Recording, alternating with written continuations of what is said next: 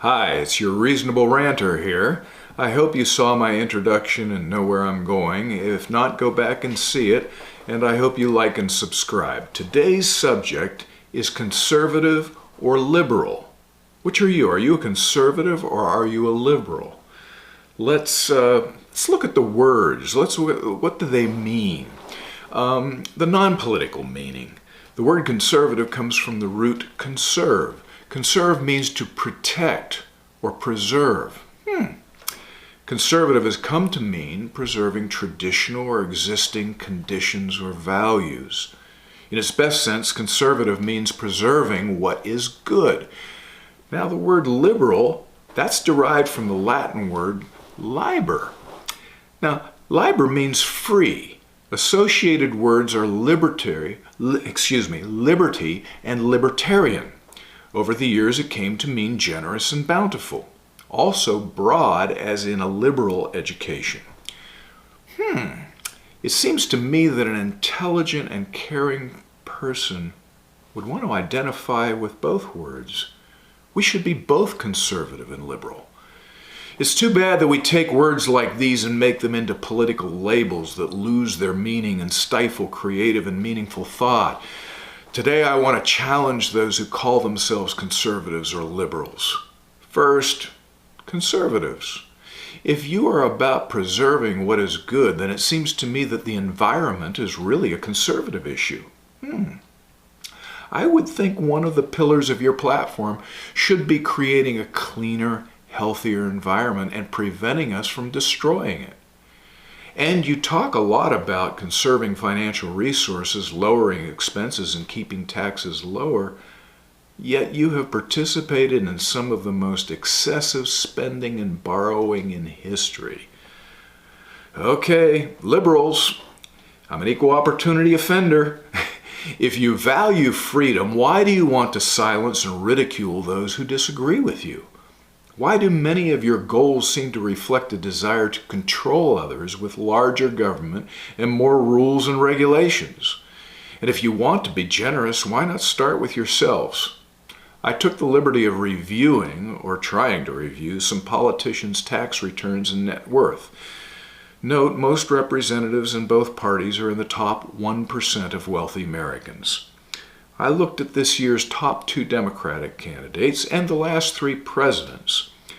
Bernie Sanders, he made a nice income in 2015 at $240,622.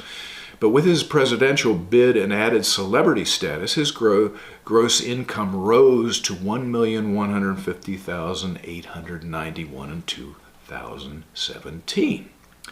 And it went down to a little over $566,000 in 2018. I went to the charitable giving line, $36,300 in 2017, or 3.15% of income. And in 2018, he gave 3.35% of income. Take a look at Joe Biden's tax returns. In 2016, the Biden's gross income was $396,552. They gave $5,889, or 1.49% to charity. In 2018, the gross income was over $4 million, and charitable gifts of almost $276,000, or 6.46% of income. Let's take a look at the Bushes. In 2001, the Bushes' gross income was $811,000, and they gave $82,700. That's 10.2% in charity. In 2004, their income was $748,000. They gave almost $78,000, or 10.4% to charity. In 2007, their income was $936,000 plus, with $165,000 plus, or 17.7% to charity. Let's take a look at the Obamas. In 2006, the Obamas' income was $991,296, and they gave $60,000, a little over $60,000, or 6% to charity.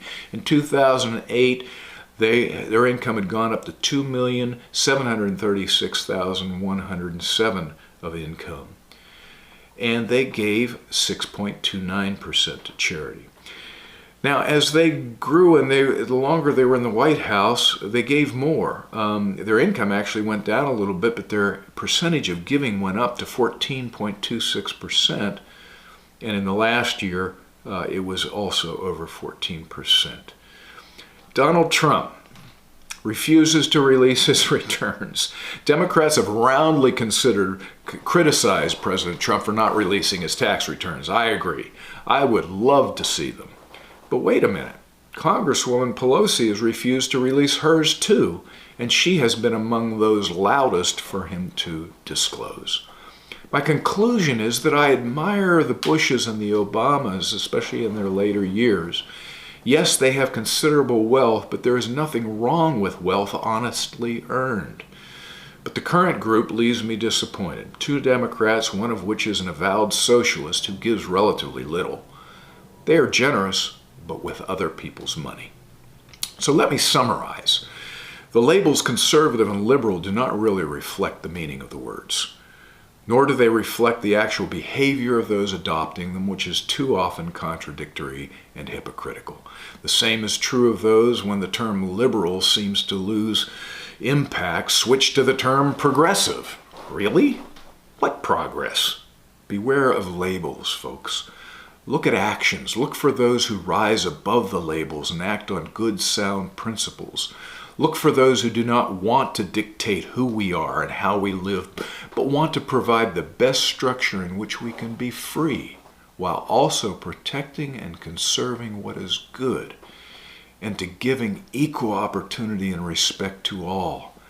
I want representatives and presidents who are both conservative and liberal, and maybe then we'll see progress.